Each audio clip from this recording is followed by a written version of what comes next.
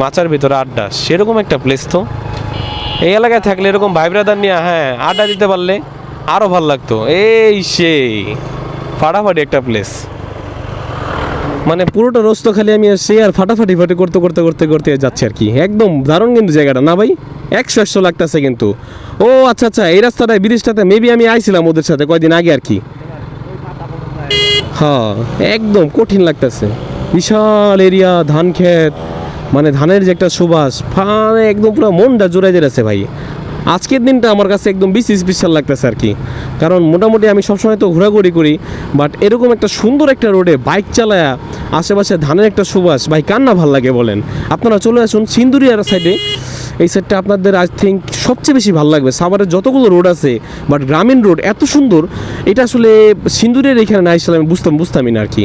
কারণ সাভারের যতগুলো রোড গেছি সব থেকে বেশি জোস আর সব থেকে বেশি নিট অ্যান্ড ক্লিন রোড হলো এটা। দেখেন একটা মানে পাতাও নাই গা, মনে হয় কি এলাকাবাসী মনে হয় রোডটা ঝাড়ু দিয়ে রাখে, এরকম একটা মানে মনে মনে ফিল হচ্ছে আর কি। কি দারুণ একটা জায়গা রে ভাই, আবার আসবো এটা আমি ইনশাল্লাহ। এই যে সামনে দেখেন, আরে বাপরে সামনে দিয়ে আরও সুন্দর জায়গা।